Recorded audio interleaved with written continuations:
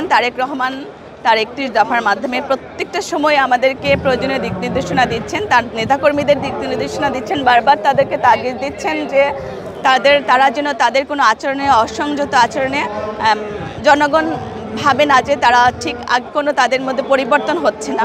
সেক্ষেত্রে তিনি বারবারই বলছেন যে বিএনপির প্রত্যেকটা নেতাকর্মী হচ্ছে বিএনপির এক একজন অ্যাম্বাসেডর, সেখানে তাদেরকে অন্যরা ফলো করবে, এই বিএনপির নেতাকর্মীদেরকে অন্যরা ফলো করবে, তাই তাদেরকে সবসময় সংশোধিত আচরণ করার জন্য এবং ভালো আচরণ করার জন্য জনগণের কাছে নিজেদেরকে সুন্দর একটা রাজনৈতিক দল হিসেবে আত্মপ্রকাশ করার জন্য প্রত্যেকটা মুহূর্তেই উনি তাগিদ দিচ্ছেন।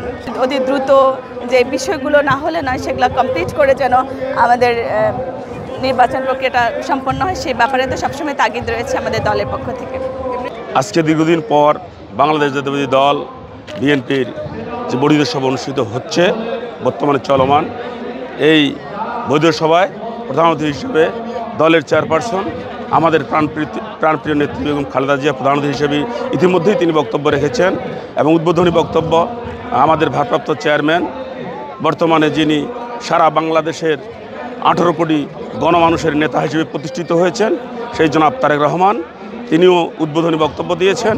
আমাদের প্রতিনিধি দলও অন্তর্বর্তী সরকারের সাথে বারবার কথা বলছেন, বৈঠক করছেন এবং নির্বাচনের তাগিদ দিচ্ছেন, যত দ্রুত সম্ভব নির্বাচন প্রক্রিয়া সম্পন্ন করা যায় সেটার উপরে জোর দিচ্ছেন এবং আপনারা জানেন যে তারা বলেছেন ডিসেম্বরের মধ্যে একটা নির্বাচন অনুষ্ঠিত হওয়ার সম্ভাবনা রয়েছে। বিএনপি একটা জনপ্রিয় একটা দল, সেখানে বিএনপির প্রতিযোগিতা বিএনপির সাথেই আমাদের চ্যালেঞ্জ, আমাদের গতকালকের কাজের আজকের কাজের যে আমরা নতুন কি করছি, নতুন কি জনগণকে দিচ্ছি, আমাদের জনগণের প্রত্যাশাটা কি, সেটাকে আমরা কতটা বাস্তবায়ন করতে পারছি, এটাই আমাদের চ্যালেঞ্জ। আমরা অন্য কোনো দলকে চ্যালেঞ্জ হিসেবে আসলে গ্রহণ করি না। প্রত্যেকটা দলের আলাদা আলাদা আইডেন্টিটি, আলাদা আলাদা উদ্দেশ্য থাকতে পারে।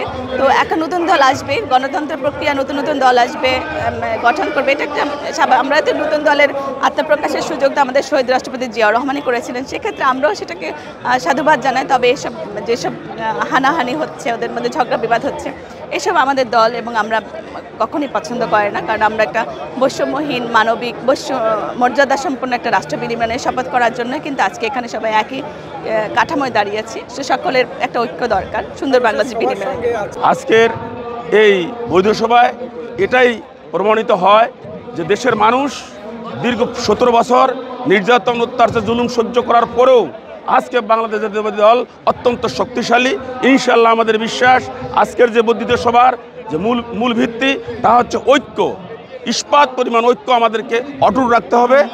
বিএনপির আজকের এই বর্ধিত সভা বিএনপির নেতাকর্মীদের, তৃণমূলের নেতাকর্মী থেকে A to Z নেতাকর্মীদের ভিতরে যে উৎসাহ, উদ্দীপনা এবং আনন্দের বন্যা বয়ে গিয়েছে।